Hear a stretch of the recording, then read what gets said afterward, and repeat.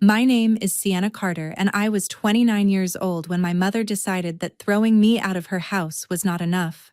She wanted a crowd for it. She wanted music and food and witnesses. She wanted neighbors standing around with paper plates in their hands while she played the role of exhausted single mother, finally setting a boundary with her ungrateful daughter. When I pulled into the driveway that Saturday afternoon to pick up the last box of my belongings, the first thing I saw was a huge vinyl banner hanging over the garage. "Goodbye, freeloader Don T. Come back." The grill smoke drifted across the front yard. Country music blasted from a cheap speaker near the patio. Somebody had strung up little red and white pennants across the fence like it was a summer cookout instead of a public humiliation. At first, I just sat there with both hands still on the steering wheel. I remember the heat inside the car and the way the sunlight bounced off the windshield.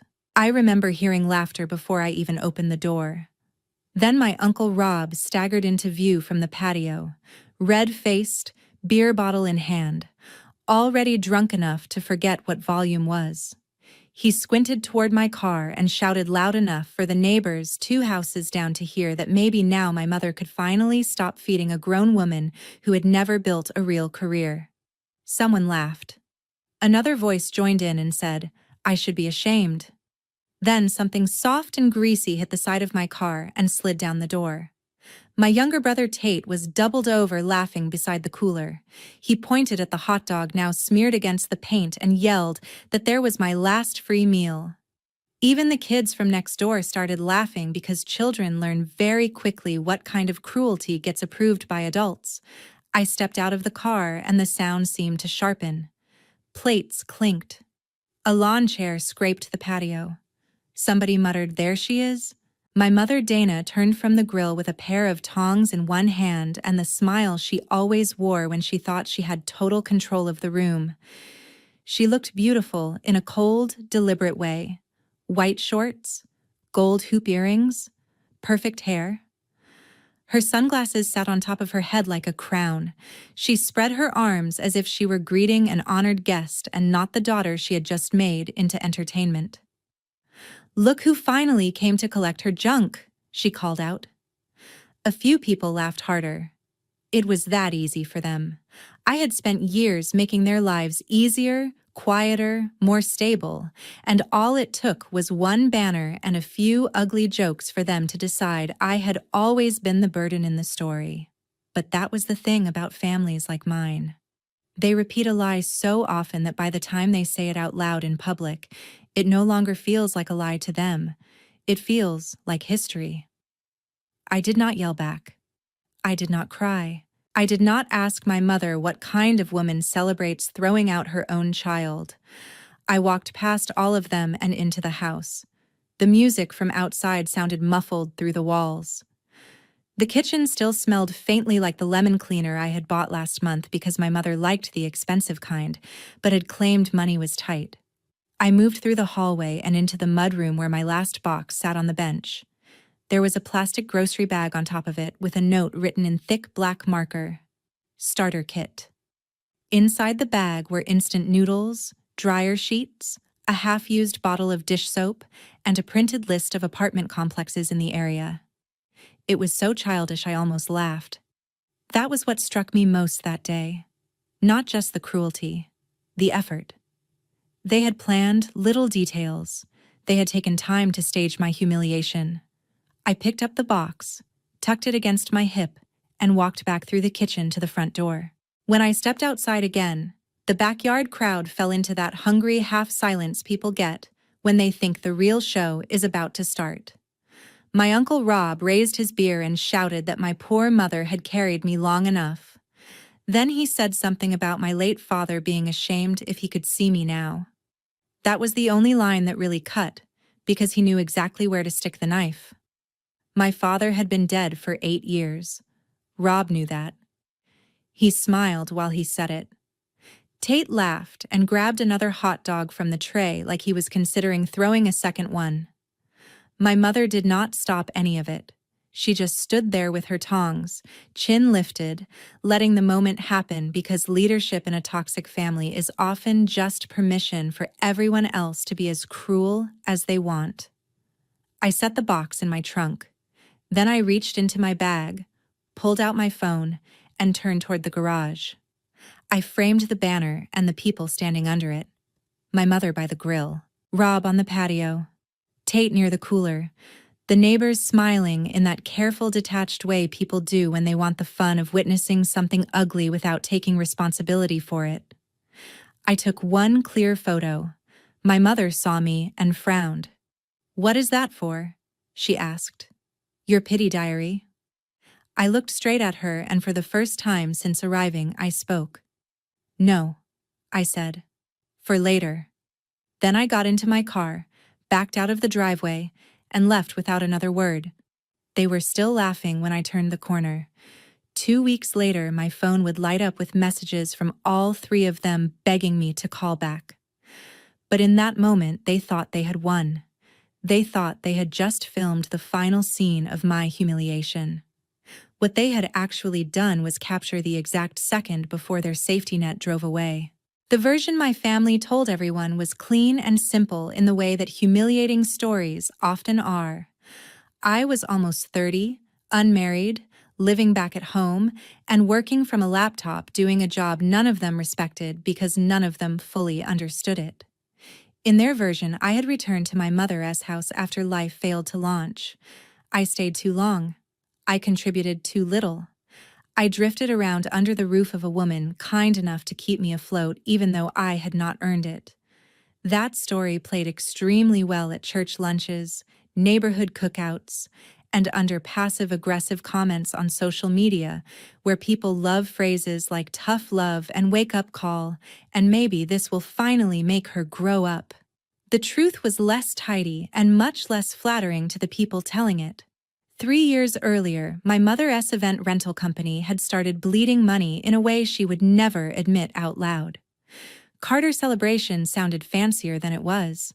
On paper, it was a regional event rental and decor service, operating out of Tampa and the surrounding suburbs.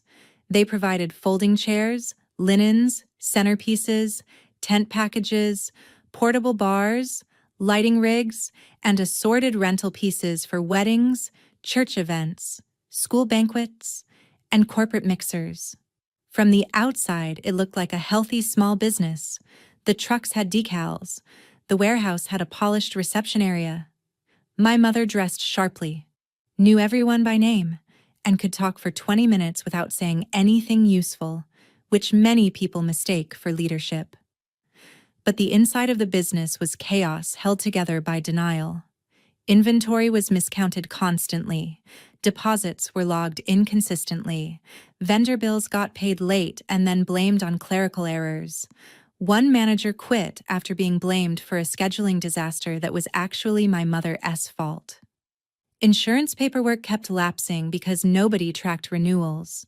The company's software was being held together by old passwords and backup cards my mother could never remember. One warehouse lease was 2 months from default by the time I discovered it. A florist had nearly blacklisted the company over unpaid replacement costs for damaged vases. By the time I moved back in after my own lease ended, Carter Celebrations was functioning the way some people drive with the check engine light on for months. They keep moving by refusing to look directly at the problem.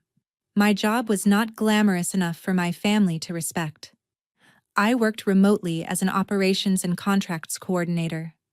I helped small businesses organize vendor paperwork, fix broken bidding processes, clean up service agreements, track compliance deadlines, and catch the kind of administrative mistakes that cost people real money. It paid well because most business owners hate detail work and are terrible at it.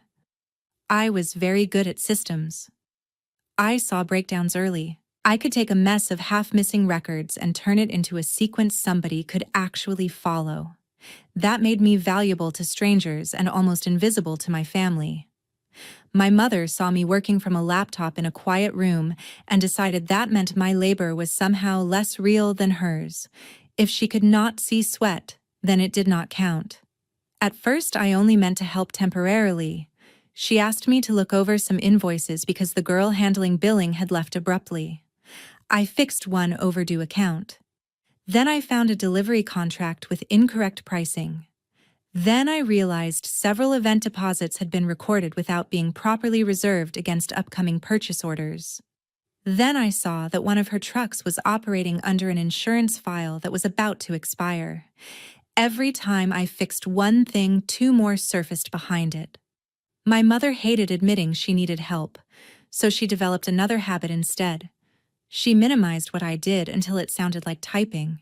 If a client called in a panic because their wedding install sheet had the wrong quantities, and I corrected it before they canceled, my mother would later tell people I mostly just answered emails.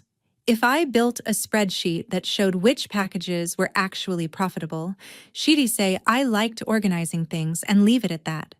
If I covered a rushed vendor payment to prevent a Friday setup from collapsing, she'd shrug and say, "Families help families."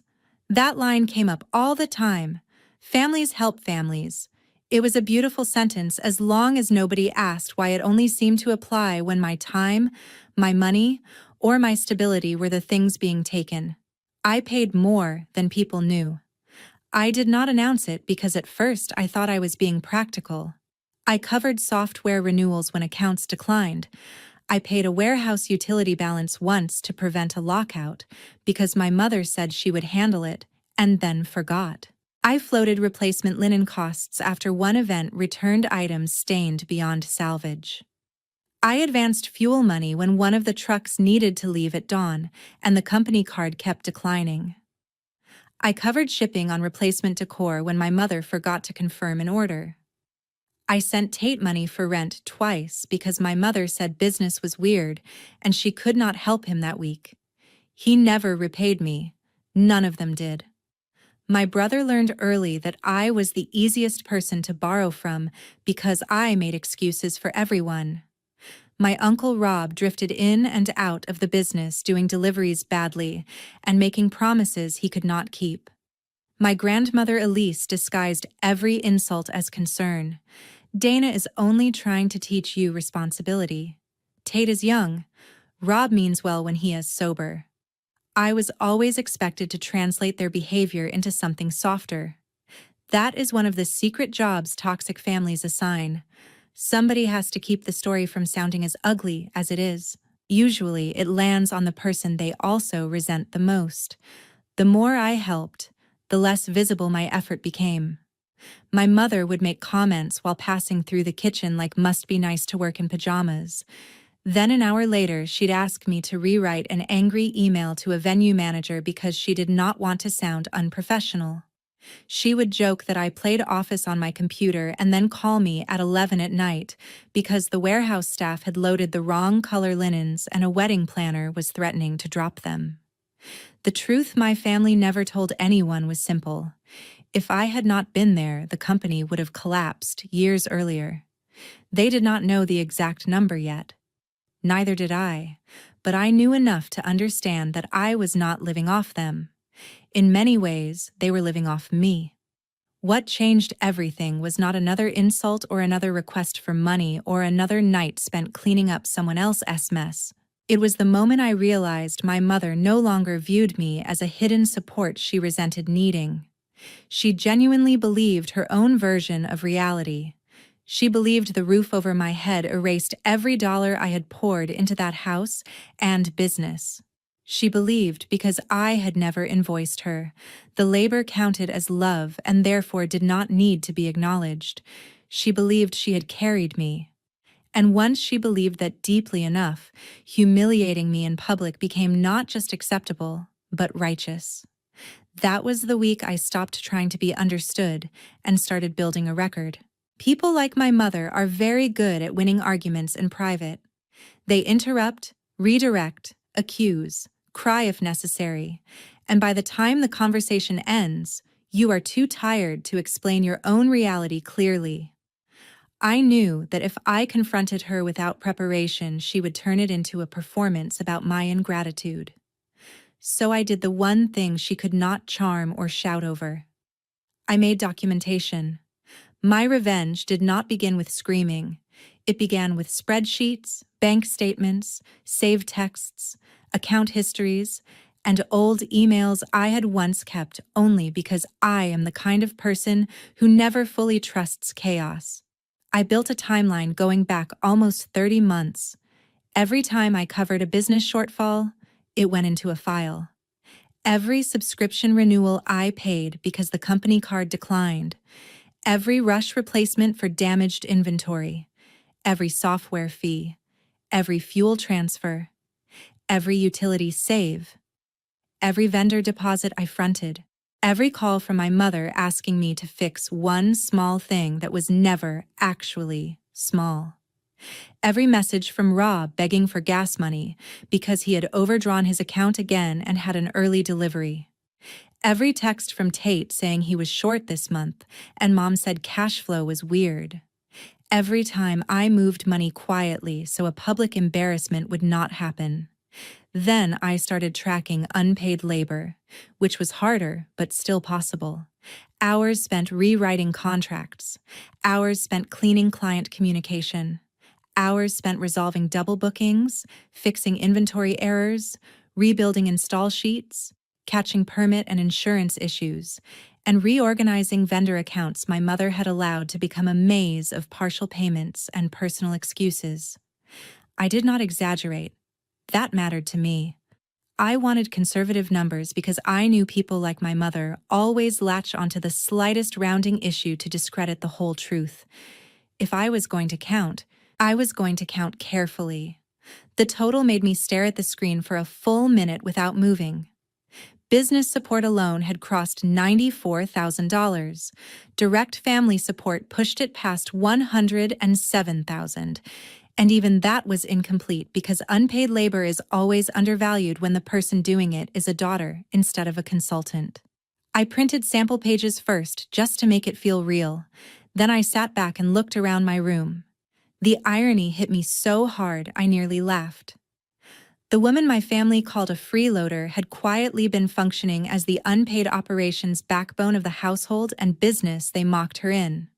Around that same time, one of my regular clients in North Carolina offered me a longer contract. It was not exactly a salaried role, but it was steady enough to support a move. Better rates, bigger scope, stronger referral pipeline. Enough to rent my own place and stop organizing my life around people who only valued me when I was useful and silent. I signed the contract before telling a single soul. I found a one-bedroom apartment outside Charlotte. Nothing fancy, clean complex, good parking, in unit washer and dryer. A balcony with enough space for a chair and a plant. The kind of place you choose not because it impresses anyone, but because your nervous system recognizes quiet when it sees it. I put down the deposit and rented a small storage unit near the highway. Then I started moving my things out in batches so small nobody noticed. Winter coats, kitchen items I had bought myself, my office monitor, personal files, jewelry my grandmother had once implied should be passed down to someone more settled. By the time my mother cornered me in the kitchen with her official announcement, most of what mattered to me was already gone. She chose a Wednesday morning, which was very her. Cruelty delivered on weekdays feels more responsible. I was reviewing a client packet when she walked in with coffee in one hand and that controlled, patient expression people wear when they want credit for behavior that would sound monstrous if described honestly. She said she had been thinking a lot and had decided the healthiest thing for both of us was for me to leave by Saturday. She talked about boundaries. She talked about personal growth. She talked about how no respectable man wanted a woman who still leaned on her mother at 29. She said she loved me too much to keep enabling me. That line almost made me admire her. It took real talent to dress vanity up as sacrifice. I let her finish. Then I asked only one question. Do you want me gone or do you want a show when I leave? The smirk that touched the corner of her mouth told me everything. Maybe both, she said. That was the moment the last of my guilt disappeared. She did not want resolution. She wanted spectacle. She wanted the satisfaction of turning me into a cautionary tale in front of an audience that would nod along and congratulate her courage. So I nodded like a woman too ashamed to fight and said fine. By Friday evening, I finished the quiet work. I removed my card from every backup billing method I had quietly tied to company systems. I disconnected my login from their scheduling platform. I forwarded 2 vendor emails without softening my mother's rude phrasing or cleaning up her grammar. I sent a planner the incomplete file my mother had left sitting in drafts, instead of the polished, corrected version I would normally have assembled. I did not sabotage anything. I simply stopped preventing consequences. That distinction mattered. People like my family love to call accountability revenge when it arrives through the absence of unpaid labor. Saturday, I drove back for the last box, mostly because I wanted nothing left in that house that belonged to me. I did not know she had planned the barbecue. I did not know there would be a banner, paper plates, kids laughing, or a hot dog hitting my car. But once I saw it all, everything clicked into place. The public nature of it, the theatrics, the certainty in her face. She thought she was documenting my failure. She did not realize I had already documented hers. After I left, the silence did exactly what I expected. The first 3 days, nobody called because they believed the story they had told themselves. They thought I would be ashamed, maybe cry in some parking lot, then eventually come crawling back asking for forgiveness or help. That is how entitlement works. It interprets your silence as surrender right up until its own structure begins to fail. Monday afternoon, one venue warned that the insurance file on record had expired and suspended upcoming deliveries pending correction. I knew because my mother had once routed all those notifications through the same account she later forgot I managed. I let the warning sit.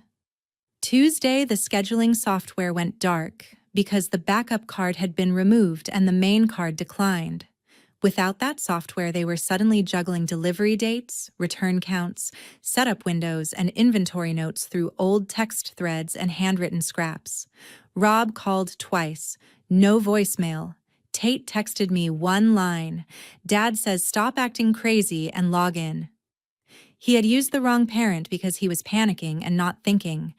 I almost smiled. Wednesday morning, my mother called at 7:08 with a voice so soft it would have fooled a stranger. Honey, call me back. There is some confusion with the warehouse account and maybe the venue insurance file. I think your card might still be attached somewhere. Confusion. That word. Not thanks. Not. I realize what you've done for years. Confusion. By Thursday, Rob left a rambling voicemail swearing he had not meant what he said at the barbecue and asking whether I could just spot the company enough to get through the weekend, because if one delivery was missed, everyone would suffer. Everyone. It is always everyone once the target stops absorbing the damage. I did not reply. Friday. Tate finally called in a voice stripped of all swagger.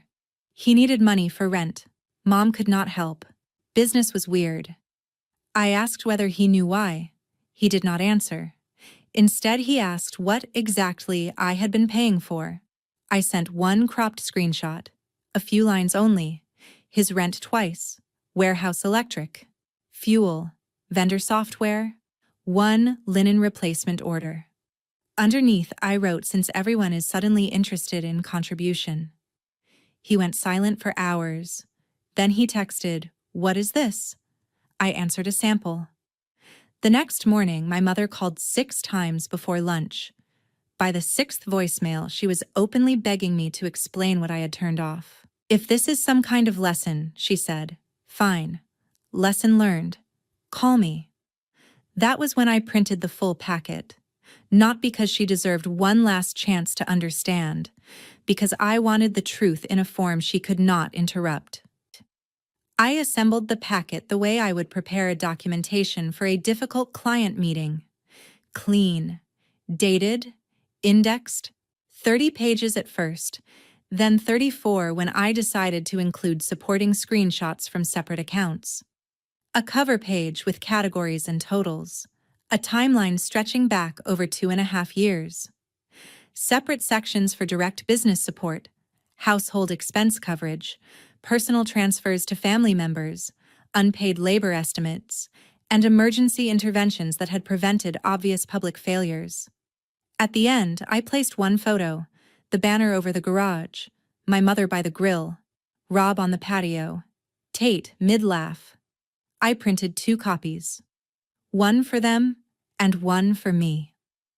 I had not yet decided exactly how I would use it, but the universe nudged that decision along when my grandmother Elise left me a voicemail after church saying bitterness would poison my spirit. She said my mother may have spoken harshly, but she was under pressure. She said counting money after giving it was ugly and unladylike. She said if I had truly been generous, I would not be keeping score now. I called her back not because I expected honesty, but because I wanted a witness to what I would say next. "You were right," I told her. "Generosity does not keep score. Accounting does." She inhaled sharply and then did what she always did when cornered. She pivoted toward respect. "You should not be speaking like this about your own family," she said.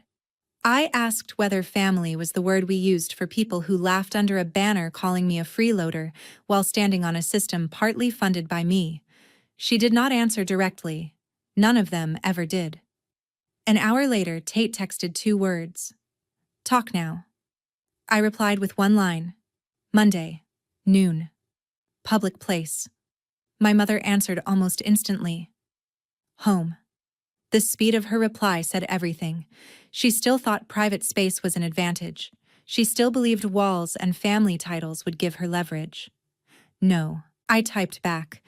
"You wanted an audience when I left. You can have one when you ask why." We met Monday at a diner near the interstate where truckers ate breakfast, and nobody cared if a grown woman looked like she had not slept. My mother arrived early. I knew, because when I pulled into the parking lot, her SUV was already parked crooked near the entrance. Rob came with her because of course he did. Men like him never believe a woman is serious until another man is present to absorb the shock. Neither of them ordered food. I sat down across from them, placed the packet on the table, and slid it forward. My mother frowned at the stack of paper as if it had personally offended her. "What is this?" she asked. "The difference between your story and mine," I said. She opened it with the confidence of someone expecting emotional nonsense. That confidence disappeared almost immediately. Her eyes dropped to the total and then snapped back up at me so quickly it looked like the number had slapped her. Rob leaned over, scanned the first page, and muttered something under his breath that sounded almost like a prayer. Everything was arranged so there was nowhere for performance to hide. Dates, line items, bank references, software invoices, utility payments, vendor deposits, screenshots of texts asking for help, notes on late insurance filings I had corrected, details on bookings I had salvaged after double entries or missing contracts. Even conservative estimates of hours spent rewriting customer communication and rebuilding event packets after my mother had rushed through them. She flipped a page too hard and said the numbers were inflated. I asked which part. She jabbed at a software charge and said that was for the business, not for her. "Yes," I said, "your business." Another page. "These fuel transfers were temporary. 3 times over 3 months," I said. Another page. "This labor estimate is subjective." "Extremely conservative," I said. "If I had billed at standard consultant rates, that number would be much higher." Rob had gone visibly pale by then. My mother tried the first defense I expected. Families help each other. That does not make this a debt. I held her gaze and said something I had wanted to say for years. "Interesting. When I lived in your house, you called it freeloading. But when you lived off my money and labor, it became family." Her mouth tightened. She lowered her voice and told me not to do this here. I asked whether she meant with witnesses. Rob tried to cut in with an apology that sounded like it had been practiced in the car. "Sweetie, I was drunk at the barbecue. I did not mean that stuff. I looked at him and said, You did not apologize when you sobered up. You apologized when the accounts started failing. That shut him up. My mother changed tactics.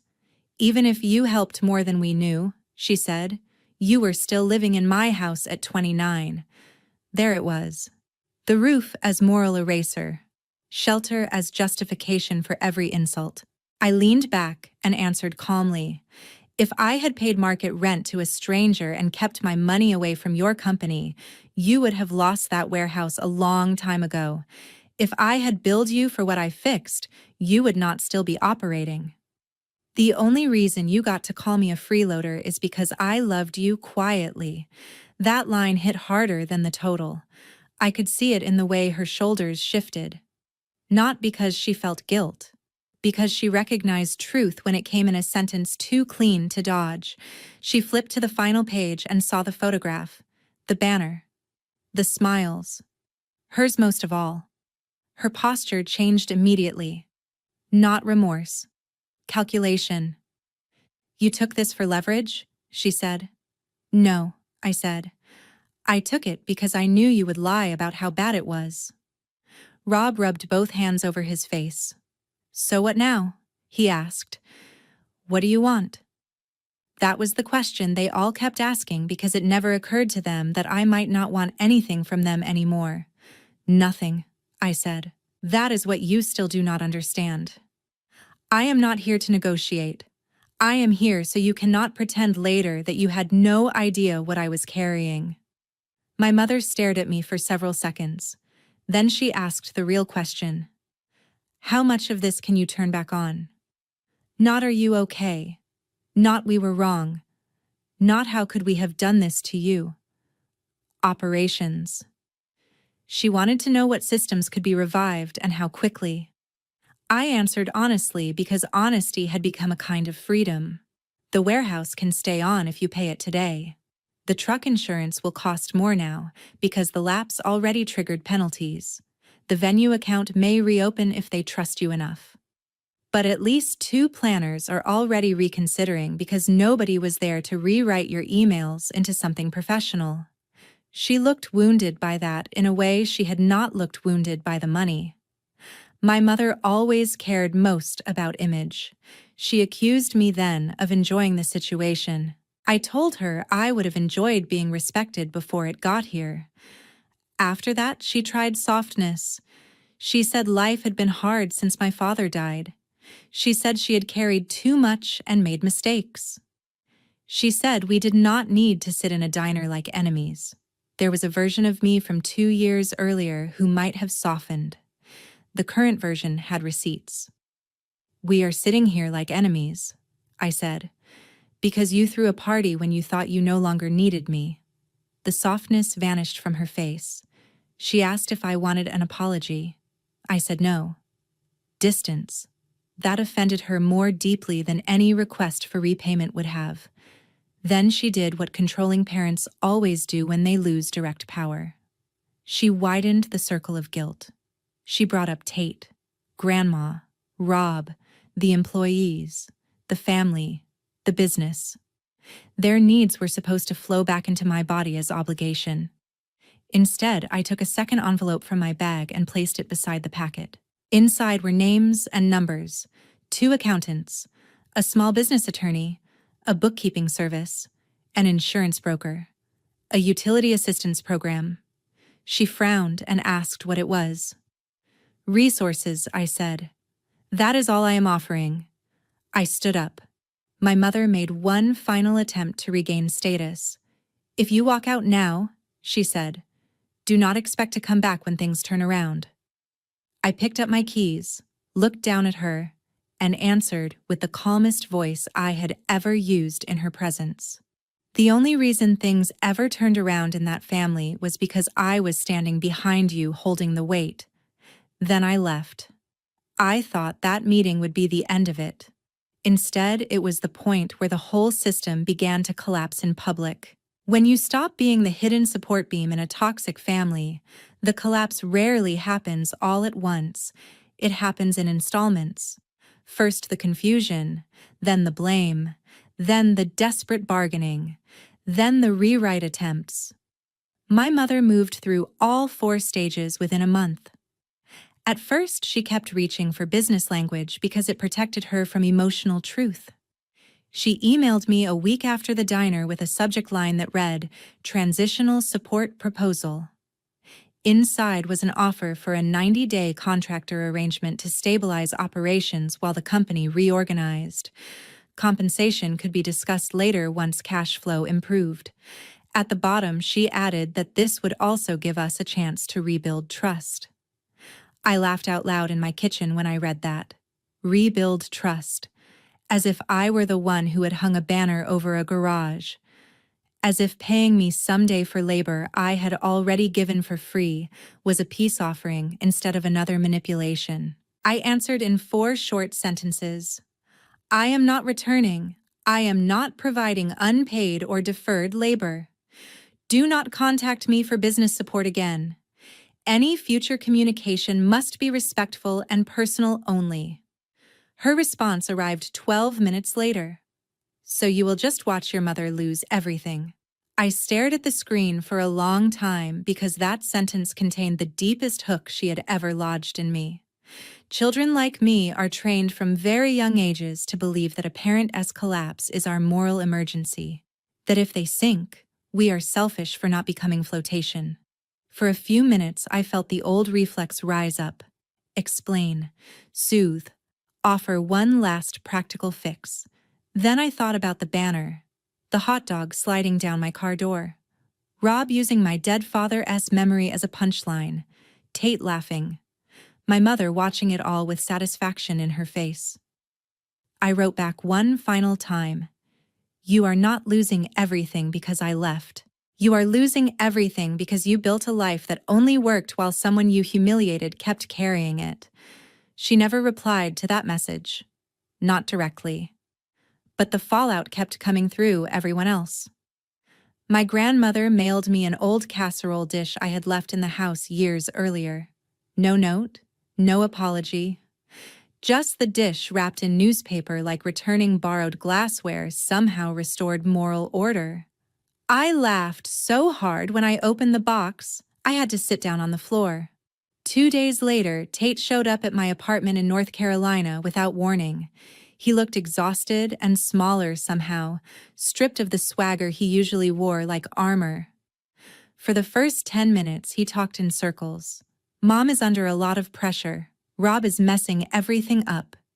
Grandma keeps saying the house feels cursed. I let him talk until he ran out of excuses. Then he finally looked at me and said the sentence that mattered. I was awful to you. No flourish, no self-pity, just the words. He admitted he had known I was helping more than anyone said. He just had not wanted to know how much, because that would have forced him to see our mother differently. He admitted that mocking me kept attention off him. When I was in the house, I was the shock absorber. My presence drew most of her disappointment, anger, and contempt.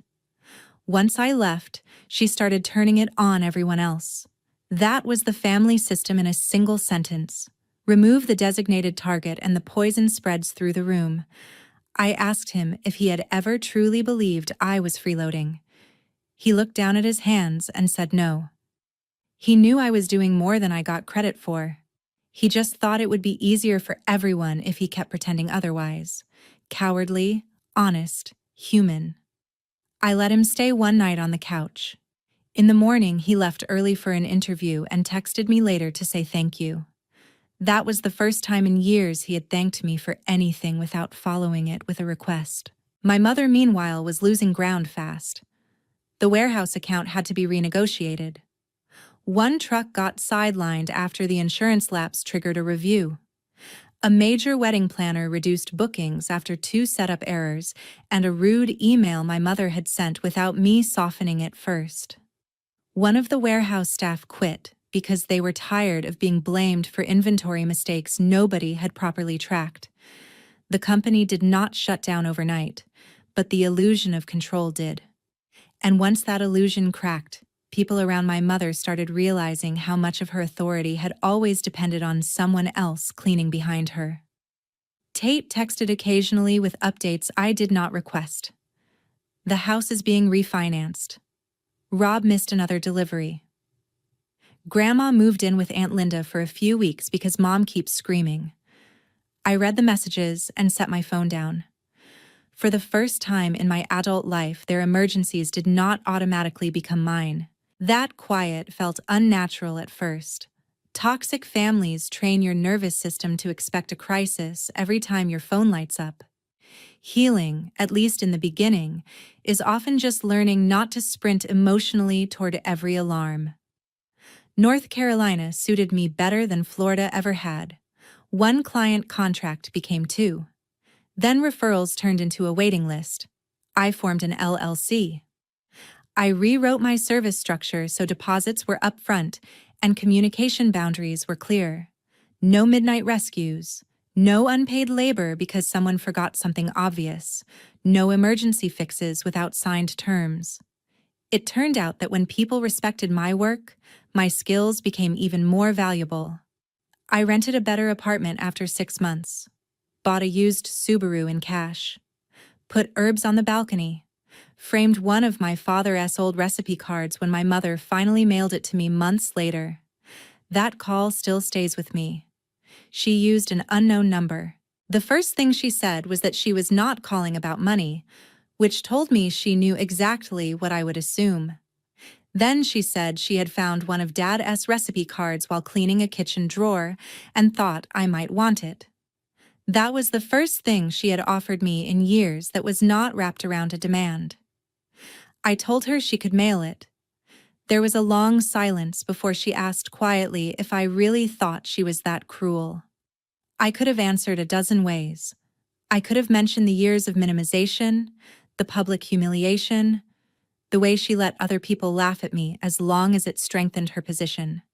Instead, I said only one sentence. "You hung it over the garage, Mom." She exhaled like a person finally forced to see herself without any flattering angles. The recipe card arrived 4 days later. My father's handwriting slanted across an index card browned slightly at the edges. Chili recipe. A note at the bottom said less salt if Dana is in one of her moods. I laughed so suddenly, I cried. Then I put the card in a frame and set it on my shelf where I could see it from the kitchen. People still ask whether I regret not helping one last time. The question sounds compassionate, but it hides the same old trap. It assumes the most moral person in any story is always the one who sacrifices again. I do not believe that anymore. If someone calls you family only when they need your labor, your money, or your silence, they are not protecting a relationship. They are protecting a system. If a parent requires you to stay small so they can feel competent, that is not love. If a whole backyard can laugh while you are humiliated and then panic the moment your support disappears, the panic tells the truth more clearly than any apology ever could. I was never the freeloader. I was the unpaid operations manager, the hidden payroll, the midnight fix, the quiet reason the lights stayed on. My mother's greatest mistake was not throwing that barbecue. It was believing the daughter she humiliated would still return once the bills came due and the image began to crack. Rob sent me one final message on New Year's Eve. You were right. No punctuation, no apology, just that. I did not answer. Tate and I speak now, carefully, not like movie siblings who hug through years of damage and emerge instantly healed. More like two adults testing whether honesty can grow where convenience and cruelty used to live. He moved out. Got steadier work. Calls sometimes with practical questions. I answer when I choose. That distinction matters more than most people realize. I still have the photo from the driveway. The banner over the garage. Smoke from the grill. My mother in white shorts. Rob on the patio, drunk and mean. Tate mid-laugh. All of them certain they were documenting my humiliation. What they actually captured was the final second before the person holding up their fragile little world got in her car and drove away. So no, I do not regret leaving. I regret staying long enough to confuse being useful with being loved.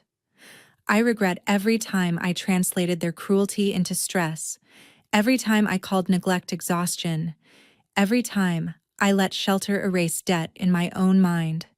But I will never regret the photo, the silence, the packet, the distance, or the day she begged 2 weeks later. By then it was already too late.